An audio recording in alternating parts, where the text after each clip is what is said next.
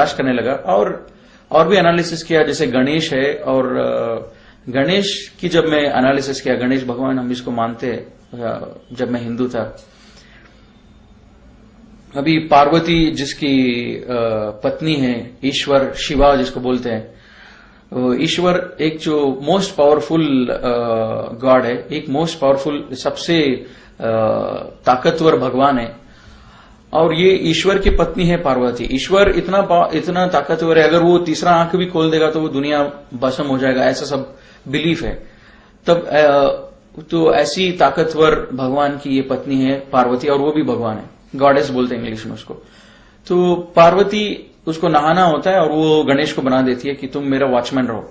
मैं सोचता था इतनी पावरफुल, इतनी ताकतवर भगवान की बीवी को सिक्योरिटी क्या जरूरत है, फिर भी वो बनाती है गणेश को।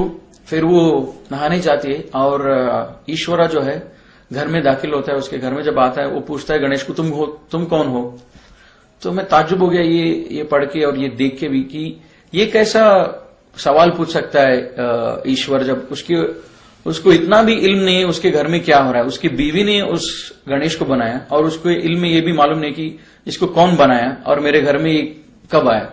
वो आके पूछता है इसको तुम कौन हो।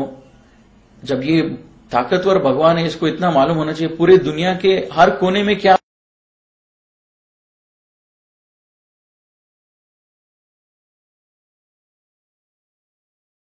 हो रहा है, इसको मालूम होना चाहिए। लेकिन ये भगवान घर में आके बात करता है और गणेश से पूछता है कि तुम कौन हो। इसका मतलब जब ईश्वरा को उसके खुद के घर में जो हो रहा है वो मालूम नहीं है, तो मेरे घर में या दूसरों के घर में जो प्रॉब्लम्स इस दुनिया में हो रहा है उसको कैसे पता चलेगा। तब मैं सोचा ये जो है ये भी एक स्टोरी की जैसी लग रही है। फिर आगे जब देखेंगे स्टोरी क्या होता है, फिर ईश्वरा जो है गणेश की गर्दन काट देता है जब गणेश उसको अंदर जाने नहीं देता है। उस टाइम पे पार्वती आती है और पूछती है कि तुमने ऐसा क्यों किया, ये मेरा बेटा है और इसको वापस जिंदा करो। और ईश्वरा बोलता है मैं इसको जिंदा नहीं कर सकता हूं क्योंकि मैंने उसको काट दिया है। और पार्वती और ईश्वरा ये काफी दिनों तक ये झगड़ा चलता है। फिर बाद में ईश्वरा बोलता है कि मैं इसको हाथी का सर से उसको जोड़ता हूं और उसके एसोसिएट्स को बोलता है कि तुम हाथी इस डायरेक्शन पे जो सोया हुआ है वहां पे जाओ और उस हाथी को आप कट करो, उस हाथी के सर को, और वहां लेके आओ और मैं इसको जोड़ दूंगा। अब लेके आते और उसको जोड़ देता है। अब मैं सोचा ये क्या लॉजिक है, उसी सर को ज्यादा आसानी से जोड़ सकता है, हाथी के सर को क्यों जोड़ा जब जान नहीं दे सकता हूं बोल के। फिर बाद में हाथी के सर से क्यों उसको जान वापस दिया। बाद में मैं सोचा कि इतना बेरहम क्वालिटी, जब इसको सर उड़ा देना, कट कर देना, ये क्वालिटी भगवान की नहीं हो सकती है। इतनी बेरहमी से एक गलती उसने किया, उसने जाने नहीं दिया, उसको कत्ल कर दो इमीडिएटली। ये तो बेरहम एक कैरेक्टर है, भगवान की नहीं हो सकती है। फिर बाद में मैं सोचा गणेश की मैं पूजा क्यों करूं, जब वो खुद अपनी सर बचा नहीं सका तो उसकी क्यों पूजा करो, जो उसकी अपने आप की, अपने खुद की जान की जब वो रक्षा नहीं कर सकता, क्योंकि मेरी जान की, मेरे घर वालों की, मेरी माल की क्या रक्षा करेगा वो। तो इसीलिए मैं वो स्टोरी सुन के मुझे बहुत ये हुआ, अफसोस हुआ और पढ़ के।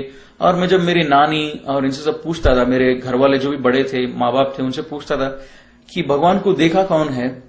जब हम पूछते कि गणेश की फेस जो है ऐसा है, ईश्वरा का फेस ऐसा है, हमको कैसा मालूम है ये।